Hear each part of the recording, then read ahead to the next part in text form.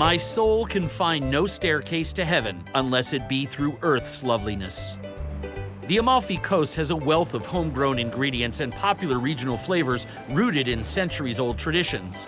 Katie and I detour off the coastal road at Positano and wind our way up into the Lattari Mountains toward the village of Agerola. It's gorgeous. It really is autumn up here at, how high are we now? We're at 700 meters above sea level. Agerola is one of Amalfi's oldest communities. The cultivation of chestnuts, winemaking, and an ancient dairy industry have existed here for 1,000 years. Agerolians are obsessed with pork, and they utilize every piece of the animal. Obviously, the Amalfi Coast is on the water. Yep. But even if you live at the port, like, you're gonna be eating a lot of sausage and salamis all year long. Most of those pork products are mass-produced in factories. Salumificio Cardone is one of the few places still handcrafting artisanal salamis and cured meats. Two brothers, Silvio and Alfonso Imparante, run it. Yep. Third-generation salami makers, but they found family documents that show that their family was in the pork business 9 generations ago. It's just incredible. Back in those days, every part of the pig was treasured, a tradition still upheld by the brothers. So it's really, really classic to wrap pieces of liver in caul fat, but to put bay leaf between the fat and the liver. So pretty. And so delicious.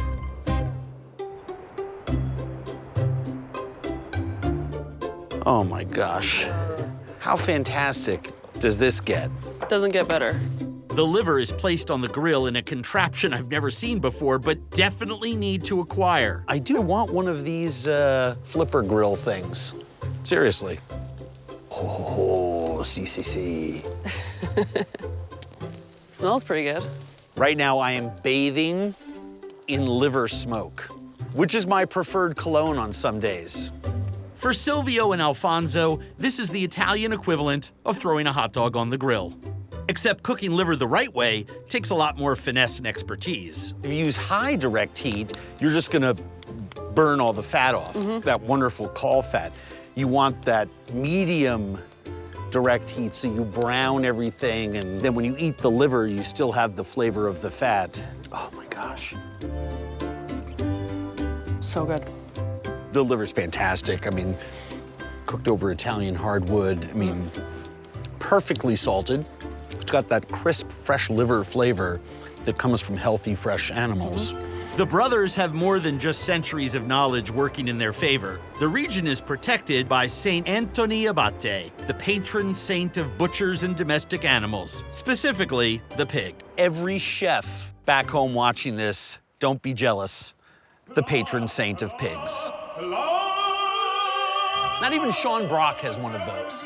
Honoring tradition is important in this culture, as is adhering to the flavors and salami-making process specific to this region, a craft handed down to the brothers by their father, Giuseppe, and his father before that. Are what the brothers making today essentially what his grandfather created? It's basically untouched. Come ricette, tipo la produzione dei pezzenti è cambiato dall'epoca? Siamo la tradizione antica. It's always the ancient tradition. Always. Yeah, hasn't changed at all. Don't change it. Non ha cambiato niente. They didn't change a thing. Just as Michelangelo saw an angel within a block of marble that needed to be set free, the brothers' approach to butchering is nothing less than art. It's like watching Bob Dylan, you know, in Greenwich Village in the 60s playing acoustic guitar. I mean, you're watching something timeless and perfect. Michelangelo also said if people knew how hard he worked to get his mastery, it wouldn't seem so wonderful at all. This sausage uses meat chopped by hand, never ground by machine. He's probably cut 10,000 pig heads. It looks effortless, but it's like it's the so product of hard. so much muscle memory and practice and expertise. I have cleaned a whole pig's head myself, and it's taken me about 2 hours. And I'm not bad. I mean, I'm not good, but I'm not bad. And watching this go down is just crazy. Silvio does it in about 18 minutes. The meat will be used to make cotechino salami, also called pancetta.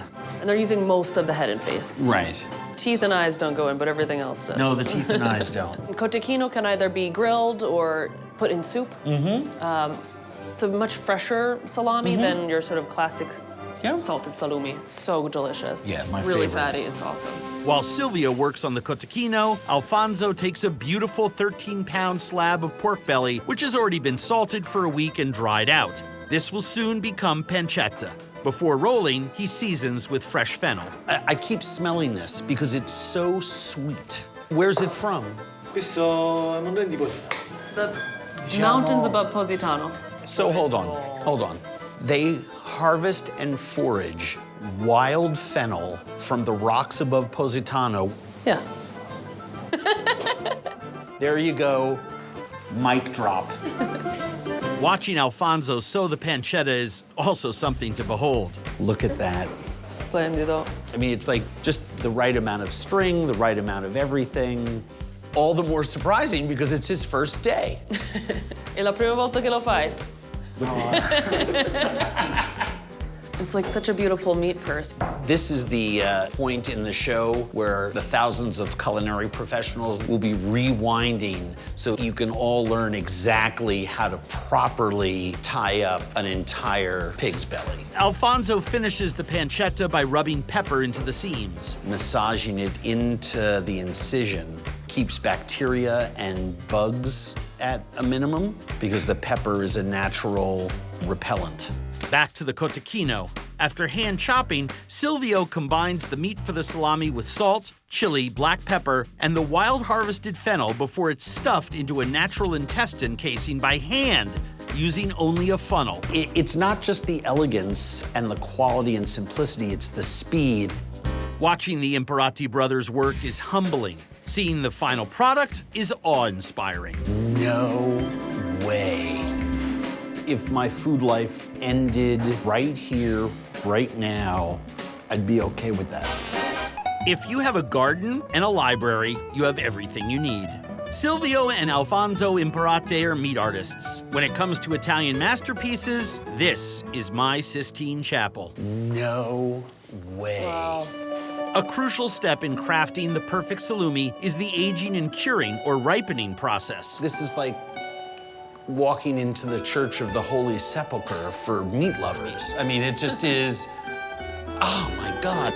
It's all started in this room, kept at 70 degrees by this fireplace. Every few hours, rosemary and bay laurel branches are thrown on the fire to create the mild smoke that gently perfumes the meat.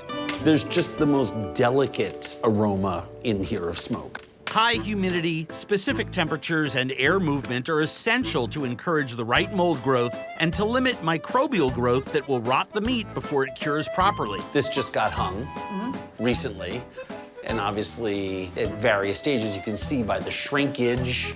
It takes anywhere from 10 to 20 days for the pancetta and salami to lose moisture and for the salt to diffuse throughout the meat. Attato a mano e asciutto, che non è più umido. The cotechino stays in here for about 4 days, and it's they touch it to see if it's the sort of right consistency to be moved into the next aging room. Cotechino can be aged longer and handled like salami, or served on the fresher side and grilled like a cured sausage. And you get this great flavor and aroma, but then the texture is really, really special and super unique.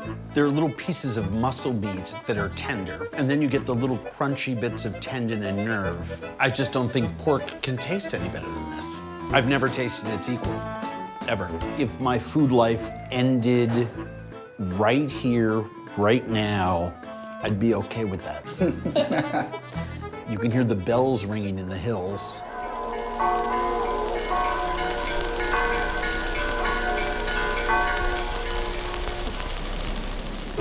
Once the pork has spent the requisite time in this space, it's transferred to a cooler aging room where it continues to cure and dry for an additional 40 to 80 days, depending on its size and type.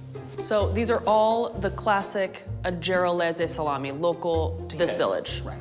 Salted meat put into a natural casing, which is why they're different sizes. Silvio and Alfonso can only make salumi during the winter months, as the curing process relies on cool ambient temperatures. Whatever is hanging from this ceiling between September and April is all that's available for the entire year. I've spent 30 years wandering the world. This is, without a doubt, the most exquisite version of this I've ever eaten.